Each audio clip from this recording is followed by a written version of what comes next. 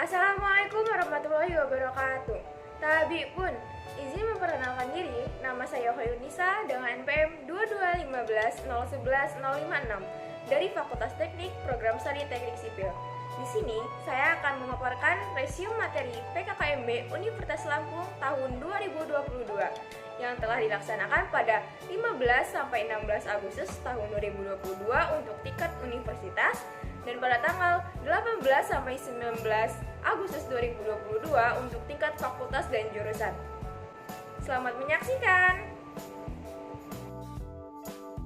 Materi pertama tentang peran Kepolisian Republik Indonesia dalam mengatasi kejahatan digital yang dibawakan oleh Bapak Yusriandi Yusrin, SIK M. Medcom, yang berisikan definisi-definisi dalam UU ITE, macam-macam pelanggaran UU ITE, pasal-pasal mengenai perbuatan yang dilarang dan ketentuan pidana, pelanggaran hukum di dunia maya, tujuan dari pemanfaatan teknologi informasi dan transaksi elektronik, tips and trik terhindar dari jeratan hukum UU ITE.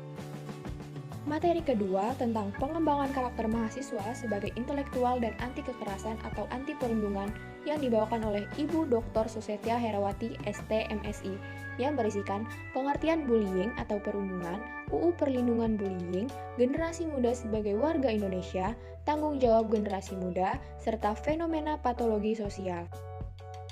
Materi ketiga tentang pengembangan karakter mahasiswa dalam perspektif agama yang dibawakan oleh Bapak Profesor Dr. Kiai Haji Said Akil Siroj MA yang berisikan perbedaan antara Muslim Indonesia atau Muslim Nusantara dengan masyarakat Arab, menceritakan sejarah Indonesia pada zaman Nabi, nasionalisme bagian dari ideologi, peran atau fungsi dari kearifan lokal dalam membentuk nilai-nilai keindonesiaan, serta kiat-kiat menjaga toleransi umat beragama.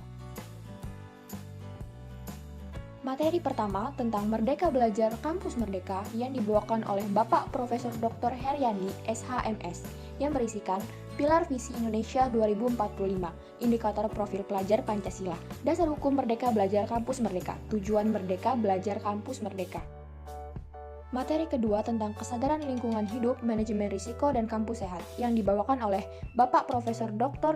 Asep Sukohar, Esket Mkes SP KKLP yang berisikan permasalahan lingkungan hidup di Indonesia dan dunia, pengelolaan lingkungan hidup menjaga kelestarian bumi, contoh manajemen risiko terhadap lingkungan, pengertian program kampus sehat, serta upaya kampus sehat.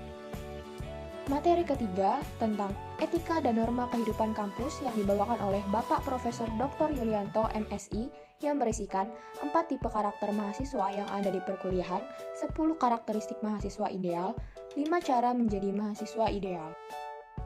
Materi keempat tentang perguruan tinggi di era revolusi industri 4.0 dan kehidupan kampus pada masa pandemi yang dibawakan oleh Bapak Profesor Dr. Suharso PhD yang berisikan ICT Staging Universitas Lampung, fasilitas pendukung layanan teknologi informasi di Universitas Lampung, serta aplikasi dan produk layanan untuk mahasiswa Universitas Lampung. Materi pertama tentang pembelajaran di perguruan tinggi di era 4.0 dan plagiarisme yang dibawakan oleh Dr. Helmi Fitriawan MSc yang berisikan pengertian revolusi industri 4.0, kerangka edukasi 4.0, 7 keterampilan yang akan selalu dibutuhkan mahasiswa, literasi baru menghadapi era 4.0, pengertian, jenis-jenis dan pencegahan plagiarisme.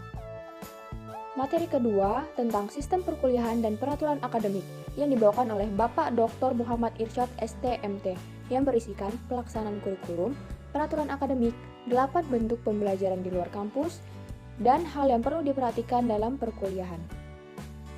Materi ketiga tentang biaya studi dan sarana prasarana yang dibawakan oleh Ibu Vera Agustriana Nurhidana STMT PhD yang berisikan pengertian BKT dan UKT, keringanan UKT dan pembebasan UKT, sanksi tidak membayar atau terlambat membayar UKT, serta sarana dan prasarana fakultas teknik. Materi keempat tentang hak dan kewajiban mahasiswa, kompetisi dan beasiswa yang dibawakan oleh Bapak Dr. Enj Ageng Satnowo Repelianto STMT yang berisikan hak dan kewajiban mahasiswa yang dituangkan dalam Peraturan Rektor Universitas Lampung Nomor 25 Tahun 2020 tentang hak dan kewajiban mahasiswa. Ada pula kompetisi dan beasiswa yang diterima oleh mahasiswa Fakultas Teknik Universitas Lampung diantara beasiswa Bank Indonesia hanya untuk teknik informatika, beasiswa Adaro, beasiswa Karya Salemba 4, beasiswa Jarum, beasiswa bantuan UKT 2,4 juta, beasiswa KIP kuliah atau bidik misi, dan beasiswa unggulan. Dalam program studi teknik sipil Universitas Lampung, ada 5 konsentrasi yang dapat kita tekuni. Yang pertama, per grup rekayasa struktur. Yang kedua, per grup rekayasa sumber daya air atau hidroteknik. Yang ketiga, per grup rekayasa transportasi. Yang keempat, per grup rekayasa geoteknik. Dan yang kelima, per grup rekayasa manajemen konstruksi. Ada beberapa sarana penunjang pembelajaran dalam jurusan teknik sipil. Yang pertama, laboratorium bahan konstruksi. Yang kedua, laboratorium hidrolika. Yang ketiga, laboratorium jalan raya. Yang keempat, laboratorium mekanika tanah. Yang kelima, laboratorium ilmu ukur tanah. Yang keenam, laboratorium analisa struktur. Yang ketujuh, studio gambar. Dan yang terakhir, ada bengkel baja. Dalam jurusan teknik sipil ada seorang pembimbing akademik. Pengertian pembimbing akademik adalah seorang staf pengajar yang antusias, memiliki motivasi dan komitmen tinggi terhadap mahasiswa. Keberhasilannya dipengaruhi oleh banyak hal, salah satu diantaranya adalah hubungan dan suasana yang baik, akademi atmosfer, antara mahasiswa dan staf akademik. Serta pembimbing akademik yang baik harus menjadi pendengar yang efektif dan berempati kepada mahasiswa. Adapun tujuan dari bimbingan akademik.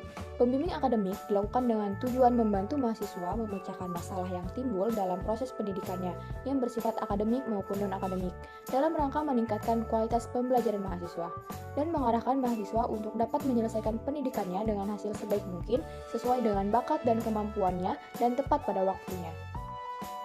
Materi yang terakhir adalah tips menjadi mahasiswa baru. 1. Kenali lingkungan kampus dengan cepat. 2. Pintar dalam mengatur waktu.